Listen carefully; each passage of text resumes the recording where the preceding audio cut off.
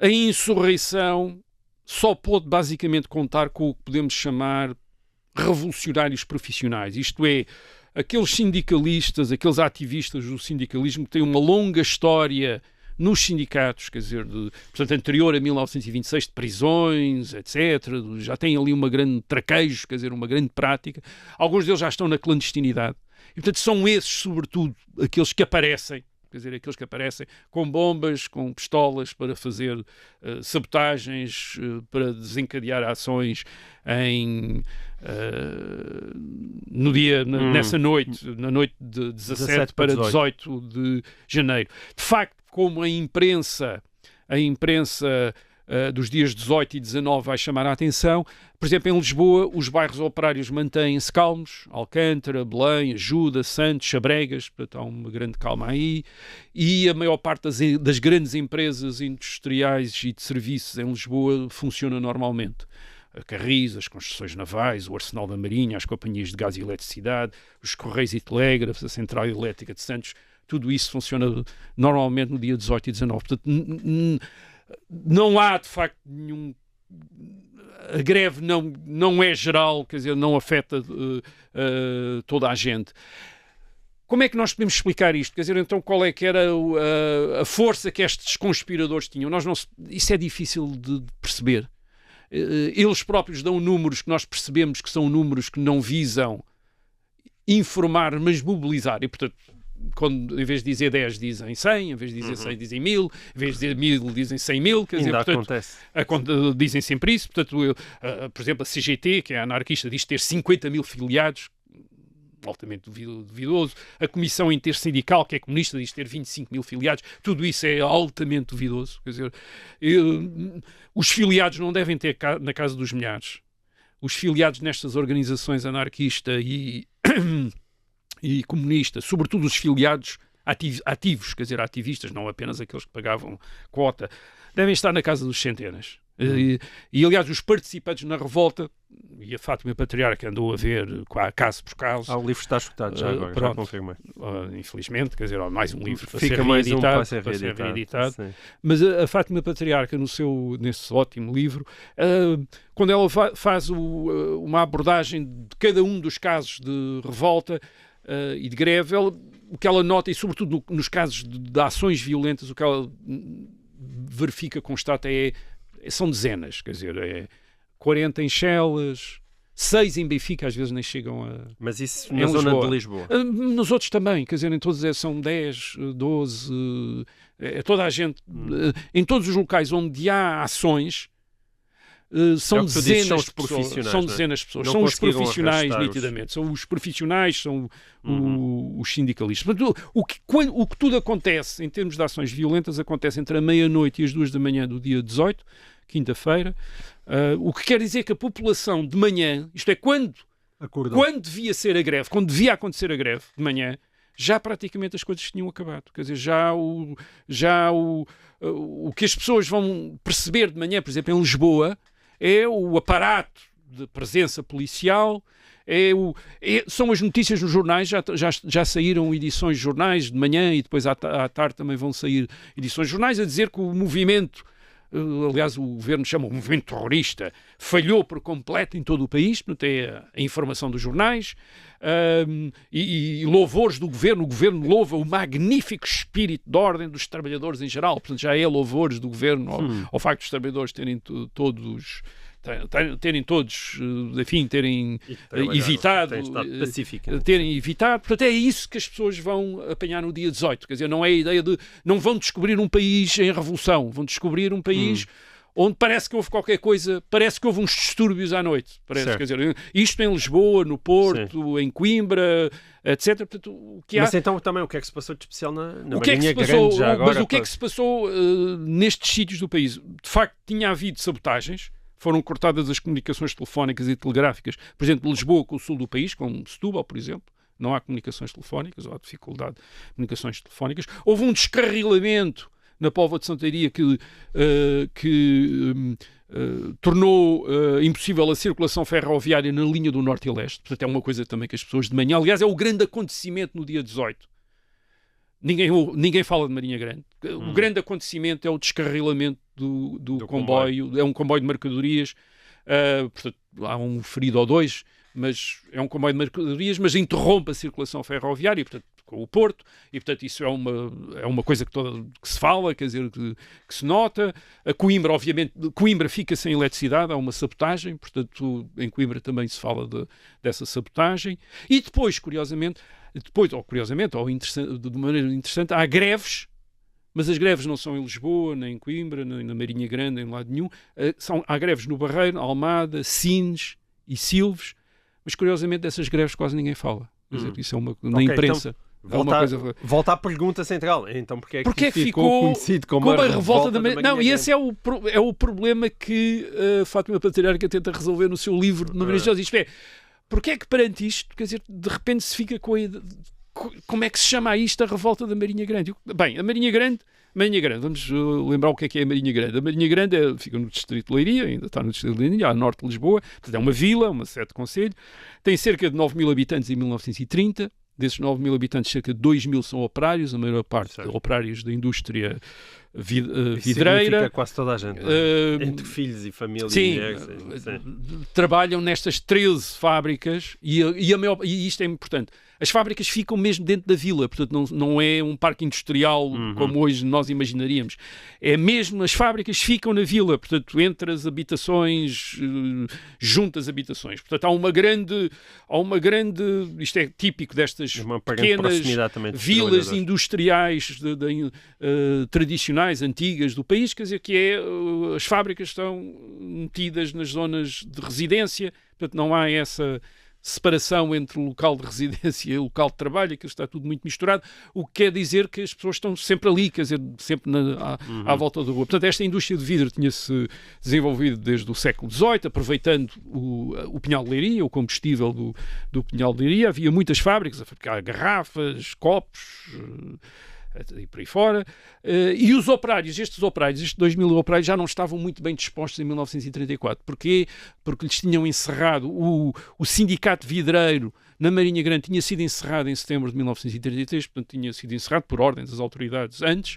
Portanto, isto tinha provocado algum mal-estar e também tinha havido uns conflitos de trabalho com alguns patrões e, portanto, havia ali e reparem, não eram muitos patrões, eram 13 fábricas, portanto, não havia ali muitos patrões, portanto, havia algum mal-estar. E o que é que acontece na Marinha Grande, então, na noite 17 para 18 de janeiro? Por volta das 2 da manhã, há grupos de insurretos, um deles com 20 indivíduos, mas deviam ser, assim, umas dezenas de indivíduos, que assaltam o quartel local da GNR, onde desarmam 12 guardas, portanto não há um tiro disparado, ninguém dispara um tiro, quer dizer, eles cercam o quartel, invectivam os guardas, aliás estes guardas e o seu oficial que os comandava vão ser todos expulsos da GNR a seguir, porque dizem, o governo a seguir diz como é que foi possível, quer dizer, renderam-se sem se resistir, sem nada, etc. Portanto, eles assaltam o quartel local da GNR e ocupam a estação telegráfica. Este assalto ao quartel da GNR, portanto, começa por volta das 2 da manhã e dura 4 ou 5 horas. Portanto, eles rodeiam o quartel da GNR, negociam lá com o oficial, a rendição, dizem que não vão fazer mal às mulheres e aos filhos e aos soldados, etc. E, portanto, acabam por os soldados da GNR e o seu oficial acabam por se integrar. A Fátima Patriarca andou a contar isto com muita cautela. Ela diz que não é possível que tenha havido mais de 200 participantes, quer dizer, nesta iniciativa, quer dizer, nesta insurreição. Não deve ter havido mais 200. E o que é que acontece a estes participantes? Eles tinham-se andado a preparar para resistir na vila, portanto tinha havido também uns comandos que tinham andado a derrubar uns pinheiros nas estradas e a cortar, e a derrubar pinheiros também em cima das linhas do telefone e das linhas de telégrafo também para cortar as comunicações.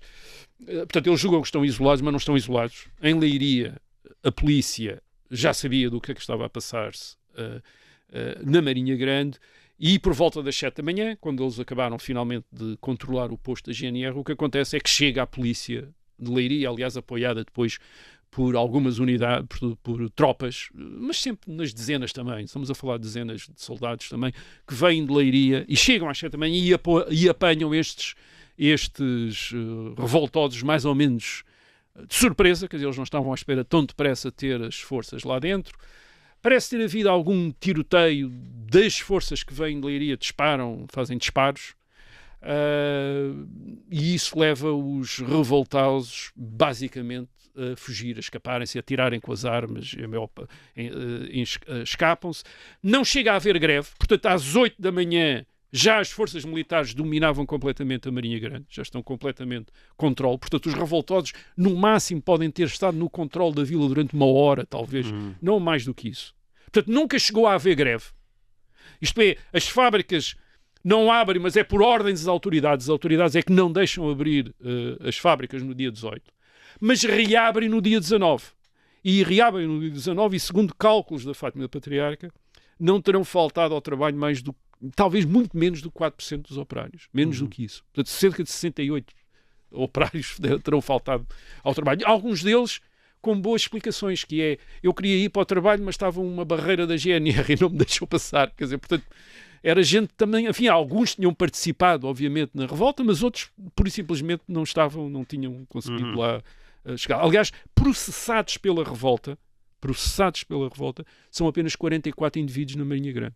Há só 44 pessoas que são processados judicialmente. Respondem em tribunal. Portanto, não há mortos, há poucos feridos, há 4 feridos, 2 deles são da polícia que veio de Leiria e é por escoriações, quer dizer, há um ferido a tiro, mas acontece quando os sindicalistas revoltosos ainda estão na Marinha Grande, portanto deve ter sido um acidente, alguém disparou uma arma e acertou na perna, salvo erro, de um dos, aliás até era um dos dirigentes dos sindicalistas. Portanto, o que quer dizer isto? Não há combate, quer dizer, não há resistência propriamente dita, quer dizer, não houve combate. E isto é um contraste enorme com a Espanha. Por exemplo, em Espanha, em dezembro de 1933, a insurreição anarquista em Espanha, as forças do governo tiveram 14 mortos e 63 feridos, e os rebeldes anarquistas tiveram 75 mortos e 101 feridos. Quer dizer, ali combateu-se mesmo nas cidades espanholas. Nas cidades portuguesas e na Marinha Grande não se combateu. Isto é, não há confrontos, quer dizer, portanto, há uns disparos, etc., mas pouca gente se feriu. Aliás, a maior parte dos presos nem sequer acontece na Marinha Grande, a maior parte é em Lisboa, 227 presos em Lisboa. Portanto, a maior parte dos presos em Lisboa. E depois 122 na Marinha Grande, dos quais 122, só 44 é que são depois processados, quer dizer que os outros depois foram libertados, porque não havia nada contra eles. 83 em Coimbra, isto é, no geral são presas cerca de 700 pessoas em todo o território nacional. Só 417 é que são enviadas a tribunal. Portanto, das 700, só 400 é que são enviadas a tribunal, e só 260 é que são condenados.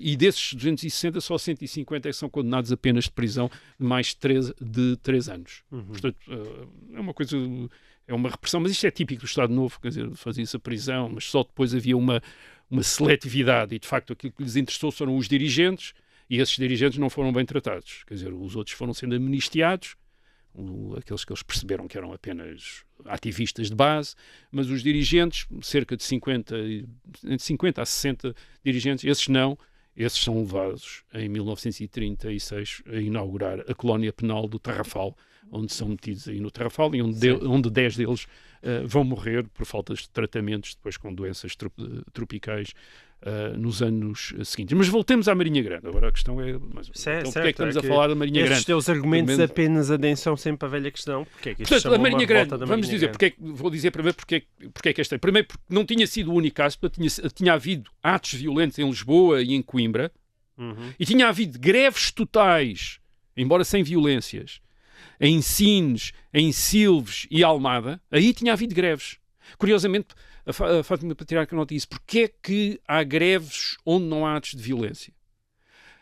Porque aqui há uma contradição na ação sindicalista. Isto é, os sindicalistas começam com atos de violência. Os atos de violência metem a polícia e o exército todo na rua. E depois não é possível fazer greve. Quer dizer, portanto, eram nos sítios onde não houve atos de violência. É que os trabalhadores, e portanto não havia polícia na rua a prender gente e coisa assim, é que os trabalhadores podiam fazer greve. Portanto, e nesse caso foram estes três casos que são casos também curiosos. Estes Sines e Silves e Almada, que são, mais uma vez, são pequenas povoações, todas com 10 mil, à volta de 10 mil habitantes, quase todos operários.